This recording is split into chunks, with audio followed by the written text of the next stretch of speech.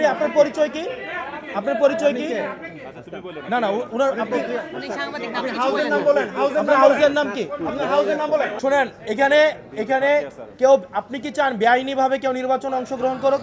বেআইনিভাবে আইন বহির্ভূতভাবে কেউ নির্বাচনে অংশগ্রহণ করাকে আমরা যেভাবে এন্টারটেইন করি না, এবং আমার আসনে আরো অসংখ্য প্রার্থী রয়েছে, এখানে আপনি শুধুমাত্র একটা আইন বহির্ভূতভাবে একজনকে তাইলে আপনি নিয়ে আসেন।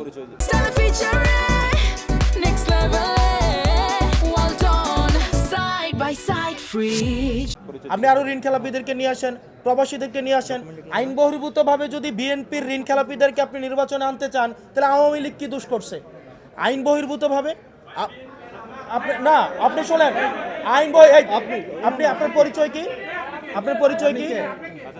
না না উনার আপনি হাউসের নাম বলেন। আপনার হাউসের নাম কি? আপনার হাউসের নাম বলেন। না না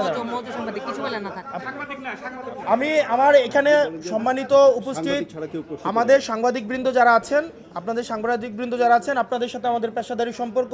আপনারা নিরলসভাবে পরিশ্রম করে যান, আমাদের বার্তা আপনাদের মাধ্যমেই জনগণের কাছে পৌঁছায়, এবং বস্তুনিষ্ঠ এবং নিরপেক্ষ সাংবাদিকতার মাধ্যমেই 5 আগস্টের পরে এবং পূর্বে আপনারা ইতিমধ্যেই আপনারা দৃষ্টান্তকারী আপনারা উদাহরণ সৃষ্টি করছেন।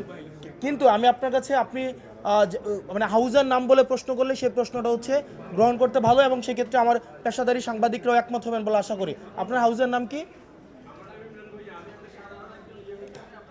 ওকে ভাই, এখানে প্রেস ব্রিফিং হচ্ছে, আপনি প্রশ্ন করবেন না।